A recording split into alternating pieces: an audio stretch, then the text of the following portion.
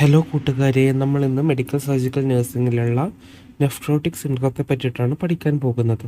Nephrotic syndrome എന്നത് manifestation of glomerular ഡിസീസാണ്, characterized by nephrotic range proteinuria and a triad of clinical findings associated with large യോനോയ losses of protein. അതായത് മൂത്രത്തിലൂടെ large amount of protein loss ആകുന്നതിന് associate ചെയ്തെടുക്കുന്ന triad of clinical findings. ആ triad of clinical findings എന്ന് പറഞ്ഞാൽ 3 clinical findings ആണ്: hypoalbuminemia, edema and hyperlipidemia. അതായത് നമ്മുടെ ബ്ലഡിലുള്ള ലിപ്പിഡിൻ്റെ എമൗണ്ട് കൂടുന്നത്, ട്രൈഗ്ലിസറൈഡ്സ്, കൊളസ്ട്രോൾ തുടങ്ങിയ ലിപ്പിഡിൻ്റെ എമൗണ്ടൊക്കെ കൂടുന്നത്. നെഫ്രോട്ടിക് സിൻഡ്രോം കുട്ടികളിൽ 15 മടങ്ങ് മോർ കോമൺ ആണ്. കുട്ടികളിൽ ഇത് ഉണ്ടാകാനുള്ള പ്രധാന കാരണം എന്ന് പറയുന്നത് മിനിമൽ ചേഞ്ച് ഡിസീസാണ്. ഇതെന്ന് പറയുന്നത് ഒരു കിഡ്നി ഡിസീസാണ് കേട്ടോ. അഡൾട്ട്സിൽ മെംബ്രെയിനസ് ഗ്ലോമെറുലോനെഫ്രൈറ്റിസ് ആണ് കൂടുതലായിട്ട് കാണപ്പെടുന്നത്, ഫോളോഡ് ബൈ FSGS. FSGS എന്ന് വെച്ചിട്ടുണ്ടെങ്കിൽ focal segmental glomerulosclerosis. Diabetic nephropathy is emerging as a major cause of nephrotic syndrome. Nephrotic സിൻഡ്രോത്തിൻ്റെ മേജർ കോസായിട്ട് ഡയബറ്റിക് നെഫ്രോപ്പതി മാറുകയാണ്. ഇനി നെഫ്രോട്ടിക് സിൻഡ്രോത്തിൻ്റെ എത്തിയോളജിയാണ്. ഇത് രണ്ടായിട്ട് തിരിച്ചിട്ടുണ്ട്. ഒന്ന് പ്രൈമറി ഗ്ലോമെറുലാർ ഡിസീസും രണ്ടാമത്തേത് secondary nephrotic syndrome. Primary glomerular ഡിസീസിനെ ഇഡിയോപ്പതിക് നെഫ്രോട്ടിക് സിൻഡ്രോം എന്ന് വിളിക്കുന്നുണ്ട്. ഇനി ഈ ഒരു പ്രൈമറി ഗ്ലോമെറുലാർ ഡിസീസിൻ്റെ അണ്ടറിൽ വരുന്നതാണ് മിനിമൽ ചേഞ്ച് ഡിസീസ്. ഇതൊരു കിഡ്നി ഡിസീസാണ്. രണ്ടാമത്തത് ഫോക്കൽ സെഗ്മെൻ്റൽ ഗ്ലോമെറുലോസ്ക്ലിയോസിസ് ആണ്. മൂന്നാമത്തത് membranous nephropathy MN, membrano proliferative glomerulonephritis, പിന്നെ മെസെൻജിയോ പ്രോലിഫറേറ്റീവ് ഗ്ലോമെറുലോനെഫ്രൈറ്റിസ്, പിന്നെ IgA നെഫ്രോപ്പതി. ഇനി അടുത്തത് സെക്കൻഡറി നെഫ്രോട്ടിക് സിൻഡ്രോത്തിൻ്റെ കോസസ് ആണ്. ഒന്നാമത്തെ കോസ് ഇൻഫെക്ഷനാണ്. ബാക്ടീരിയൽ, വൈറൽ, പ്രോട്ടോസോവൽ, ഹെൽമിന്തിക്കൊക്കെ ഈ ഇൻഫെക്ഷൻ്റെ ഉള്ളിൽ വരും. ബാക്ടീരിയൽ ഇൻഫെക്ഷൻ എക്സാമ്പിളാണ് post streptococcal glomerulonephritis, tuberculosis, chronic bacterial ഇൻഫെക്ഷനൊക്കെ. വൈറലാണ് hepatitis B, hepatitis C, cytomegalovirus, Epstein Barr virus, HIV ഒക്കെ. പിന്നെ രണ്ടാമത്തെ കോഴ്സാണ് neoplasms, lung, colon, stomach and breast, ലുക്കീമിയയും ലിംഫോമയും. അതായത് ഇതിലൊക്കെ വരുന്ന ലുക്കീമിയ ആൻഡ് ലിംഫോമ ഇതിനുള്ളൊരു കാരണമാണ്. പിന്നെ ഡ്രഗ്സ് കാരണം വരുന്നുണ്ട്. പെൻസിലാമിൻ, ഗോൾഡ്, മെർക്കുറി, NSAIDs, കെപ്റ്റോപ്രിൽ ഒക്കെ കാരണം ഈ ഒരു സെക്കൻഡറി നെഫ്രോട്ടിക് സിൻഡ്രോം വരുന്നുണ്ട്. പിന്നെ മൾട്ടി സിസ്റ്റം ഡിസീസസ് കാരണം വരുന്നുണ്ട്. SLE, rheumatoid arthritis, HSP, amyloidosis തുടങ്ങിയ മൾട്ടി സിസ്റ്റം ഡിസീസസ് കാരണം. പിന്നെ heredo familial and metabolic diseases കാരണം, ഹെറിഡിറ്ററി, ഫാമിലി ഹിസ്റ്ററി തുടങ്ങിയ കാരണങ്ങൾ. Diabetes mellitus, myxoedema, Graves disease, familial nephrotic syndrome തുടങ്ങിയവയൊക്കെ കാരണം വരുന്നുണ്ട്. പിന്നെ മിസ്ലേനിയസ് ആണ്. Pre eclampsia, chronic allograft nephropathy, obesity, reflux nephropathy തുടങ്ങിയ കാരണങ്ങളൊക്കെ. ഇനി ഇതിൻ്റെ പാത്തോഫിസിയോളജിയാണ് നോക്കാൻ പോകുന്നത്. ഗ്ലോമെറുലാർ കാപ്പിലറി മെംബ്രെയിനിൻ്റെ ഡാമേജ് കാരണം പ്ലാസ്മ പ്രോട്ടീൻ ലോസ് ഉണ്ടാകും, അതായത് ആൽബുമിൻ്റെ ലോസ് ഉണ്ടാകും. ഈ ആൽബുമിൻ ലോസ് കാരണം രണ്ടെണ്ണം സംഭവിക്കുന്നത്. ഒന്ന് ലിപ്പോപ്രോട്ടീൻ സിന്തസിസ് സ്റ്റിമുലേറ്റ് ആകും, അങ്ങനെ ലിപ്പിഡിൻ്റെ എമൗണ്ട് കൂടി ഹൈപ്പർ ലിപ്പിഡീമിയ ഉണ്ടാകും. രണ്ടാമത് സംഭവിക്കുന്നത് ഹൈപ്പോ ആൽബുമിനീമിയ ആണ്, അതായത് ഈ ആൽബുമിൻ്റെ എമൗണ്ട് കുറയല്ലോ അതുകൊണ്ട്. ഇത് കാരണം ഓൺകോട്ടിക് പ്രഷർ ഡിക്രീസ് ആകും, ജനറലൈസ്ഡ് എഡിമ ഉണ്ടാകും. ഇത് റെനിൻ ആൻജിയോടെൻസിൻ സിസ്റ്റത്തെ ആക്ടിവേറ്റ് ചെയ്യിക്കും. അത് സോഡിയം റിട്ടൻഷനും പിന്നീട് എഡിമയ്ക്കും കാരണമാകുന്നുണ്ട്. ഇനി കോൺസിക്വൻസസ് ഓഫ് പ്രോട്ടീൻയൂറിയയുടെ അതായത് യൂറിനിലൂടെ പ്രോട്ടീൻ നഷ്ടപ്പെടുന്നതിൻ്റെ കോൺസിക്വൻസസ് നോക്കുകയാണെങ്കിൽ ഒന്നാമത്തത് ഇൻഫെക്ഷനാണ്. ഇതിന് കാരണം Igയും അതിൻ്റെ കോംപ്ലിമെൻറ്റ് ഫാക്ടേഴ്സും യൂറിനിലൂടെ മൂത്രത്തിലൂടെ നഷ്ടപ്പെടുന്നതാണ്. രണ്ടാമത്തത് ഹെപ്പാറ്റിക് ലിപ്പോപ്രോട്ടീൻ സിന്തസിസ് കൂടുന്നത് കാരണം ഹൈപ്പർ ലിപ്പിഡീമിയയും അതെറോസ്ക്ലെറോസിസും ഉണ്ടാകുന്നുണ്ട്.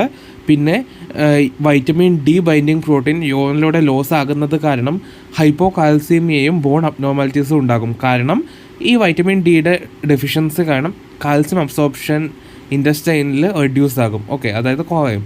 പിന്നെ മൂത്രത്തിലൂടെ ആൻറ്റി കൊയാഗുലൻ പ്രോട്ടീൻ ലോസ് ആകുന്നത് കാരണം ഹൈപ്പർ കൊയാഗുലബിലിറ്റി ഉണ്ടാകും, അതായത് കൊയാഗുലേഷൻ കൂടും. പ്ലാസ്മ ഓൺകോട്ടിക് പ്രഷർ കുറയുന്നത് കാരണം പ്ലാസ്മ വാട്ടർ ഇൻറ്റസ്റ്റീഷ്യത്തിലേക്ക് ലോസ് ആക്കും, അത് കാരണം ഹൈപ്പോവോളീമിയയും ഉണ്ടാകും. Thyroid binding globulins and thyroxine loss ആകുന്നത് കാരണം ഹൈപ്പോ തൈറോയിഡിസം ഉണ്ടാക്കും. ഇനി അടുത്തത് ക്ലിനിക്കൽ ഫീച്ചേഴ്സാണ് നോക്കാൻ പോകുന്നത്. ആദ്യത്തെ ക്ലിനിക്കൽ ഫീച്ചർ എഡിമയാണ്. മൈൽഡായിട്ടുള്ള കാര്യങ്ങൾ നോക്കുകയാണെങ്കിൽ പെരി ഓർബിറ്റൽ പഫിനെസ് ഉണ്ടാകും. പിന്നെ നടക്കുന്ന സമയത്ത് നടന്നു കഴിഞ്ഞാൽ ആംഗിൾസിൽ എഡിമ ഉണ്ടാകും.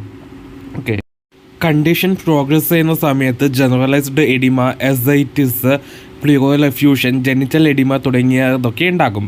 പിന്നെ ഡിക്രീസ്ഡ് യൂറിനറി ഔട്ട്പുട്ട് ഉണ്ടാകും. Anorexia, irritability, malaise, abdominal pain, wasting of muscles, diarrhoea തുടങ്ങിയവയും ഉണ്ടാകും. An early sign of nephrotic syndrome is frothy urine, പതയുന്ന യൂറിൻ ഉണ്ടാകും, മൂത്രം ഉണ്ടാകും. ഇനി ഇൻവെസ്റ്റിഗേഷൻ നോക്കുകയാണെങ്കിൽ ആദ്യത്തേത് യൂറിനാലിസിസ് ആണ്. Urine sediment examination, urinary protein measurement 24 ഹവറിലുള്ള. പിന്നെ complete blood count, blood studies ചെയ്യാം. അതിൽ serum albumin, serum cholesterol levels, serum creatinine, serum compliment levels, serological studies of infections and immune abnormalities ഒക്കെ നമുക്ക് ടെസ്റ്റ് ചെയ്യാവുന്നതാണ്. പിന്നെ റീനൽ അൾട്രാസോണോഗ്രാഫി, റീനൽ ബയോപ്സി തുടങ്ങിയവയൊക്കെ ഇൻവെസ്റ്റിഗേഷനിൽ വരുന്നതാണ്. ഇനി ഇതിൻ്റെ മാനേജ്മെൻറ്റ് നോക്കുകയാണെങ്കിൽ പ്രെഡ്നിസലോൺ അല്ലെങ്കിൽ പ്രെഡ്നിസോൺ വെച്ചിട്ടുള്ള കോർട്ടിക്കോസ്റ്റെറോയിഡ് തെറാപ്പി ചെയ്യാവുന്നതാണ്. സൈക്ലോഫോസ്ഫാമൈഡ് യൂസ് ചെയ്യാവുന്നതാണ്. പിന്നെ മാനേജ്മെൻറ്റ് ഓഫ് എഡിമയിലാണെങ്കിൽ diuretics, AC inhibitors, aldosterone antagonist അതായത് ഫ്രൂസിമൈഡ്, സ്പൈറനോലാക്ടോൺ തുടങ്ങിയവയൊക്കെ യൂസ് ചെയ്തിട്ട് നമുക്ക് ഈ ഒരു എഡിമയെ മാനേജ് ചെയ്യാം. പിന്നെ യൂറിനിലൂടെ പ്രോട്ടീൻ ലോസ് ആകുമെന്ന് പറഞ്ഞല്ലോ, അപ്പോൾ high protein diet 2 to 3 gram per kg per day or more according to the loss. പിന്നെ salt moderation 2 to 3 gram per day. പിന്നെ fluid restriction is not required. Fluid തടയേണ്ട ആവശ്യമൊന്നുമില്ല. നമ്മൾ നേരത്തെ മറ്റേ ആൻറ്റി കൊയാഗുലൻ പ്രോട്ടീൻസ് ലോസ് ആകുമെന്ന് പറഞ്ഞല്ലോ, അപ്പോൾ ആൻറ്റി കൊയാഗുലൻ തെറാപ്പി ചെയ്യാവുന്നതാണ്. പിന്നെ ഓൺഗോയിങ് ആക്ടിവിറ്റീസൊക്കെ ചെയ്യാം ബ്ലഡ് റെസ്റ്റിന് ഇൻസ്റ്റഡ് ആയിട്ട്. ഇത് കാരണം ബ്ലഡ് ക്ലോട്ട്സ് ഉണ്ടാകുന്ന റിസ്ക് റെഡ്യൂസ് ആകും. ഇനി ഇതിൻ്റെ കോംപ്ലിക്കേഷൻസ് നോക്കുകയാണെങ്കിൽ ഓൾറെഡി നോക്കുന്ന കാര്യങ്ങൾ തന്നെയാണ്. Infections, thrombotic complications, hypovolaemia and acute renal failure, പിന്നെ സ്റ്റിറോയിഡ് ടോക്സിറ്റി തുടങ്ങിയവയൊക്കെ ഉണ്ടാകും. ഇനി നഴ്സിംഗ് മാനേജ്മെൻ്റ് ആണ് നോക്കാൻ പോകുന്നത്. അതിൽ ആദ്യം തന്നെ ഗോൾസ് എന്തൊക്കെയായിരിക്കണം ഗോൾസ്? ഒന്ന് എഡിമ റെഡ്യൂസ് ചെയ്യാൻ വേണ്ടിയിട്ട്, പിന്നെ ന്യൂട്രീഷൻ, പിന്നെ administering medications, skin care, infection prevention, promoting psycho social growth, parental teaching, ഇതൊക്കെ ആയിരിക്കണം ഗോൾസ്. ഇനി നഴ്സിംഗ് മാനേജ്മെൻറ്റിൽ assessment, age, height and weight assess ചെയ്യണം, വൈറ്റൽ സൈൻസ് നോക്കണം, പാസ്റ്റ് ഹോസ്പിറ്റൽ അഡ്മിഷൻ്റെ ഹിസ്റ്ററി എന്തെങ്കിലും ഉണ്ടോ എന്ന് നോക്കണം, ഇമ്മ്യൂണൈസേഷൻ സ്റ്റാറ്റസ്, എഡിമ ഉണ്ടോ എന്ന് നോക്കണം, യൂറിനറി ഔട്ട്പുട്ട് ചെക്ക് ചെയ്യണം. പിന്നെ ഇൻഫെക്ഷൻ ഉണ്ടോ എന്ന് അസസ് ചെയ്യണം, ഡയറ്ററി പാറ്റേൺ അസസ് ചെയ്യണം, ഫീച്ചേഴ്സ് ഓഫ് മാൽന്യൂട്രീഷൻ എന്തെങ്കിലും ഉണ്ടോ എന്ന് അസസ് ചെയ്യണം. ഇനി നഴ്സിംഗ് ഇൻ്റർവെൻഷൻസ് ആണ്.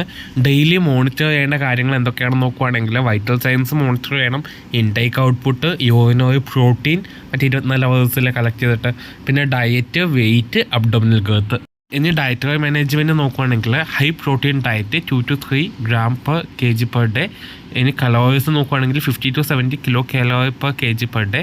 No added salt. പിന്നെ protein rich food items like egg, milk, fish, chicken, paneer, sprouts, pulses, legumes ഒക്കെ കഴിക്കാം. ഇനി ഫ്ലൂയിഡ് മാനേജ്മെൻറ്റിലാണെങ്കിൽ സ്ട്രിക്റ്റ് ഇൻടേക്ക് ഔട്ട്പുട്ട് മോണിറ്ററിങ് നടത്തണം. പിന്നെ hypovolaemic symptoms like persistent tachycardia, hypotension, abdominal pain തുടങ്ങിയവ എന്തെങ്കിലും ഉണ്ടോ എന്ന് നോക്കണം. കാപ്പിലർ റീഫിൽ ഗ്രേറ്റർ ദാൻ 2 സെക്കൻഡും urine sodium less than 10 mol per ലിറ്ററും സിവിയർ ഹൈപ്പോവോളിമിയയുടെ ഇൻഡിക്കേറ്റേഴ്സ് ആണ്.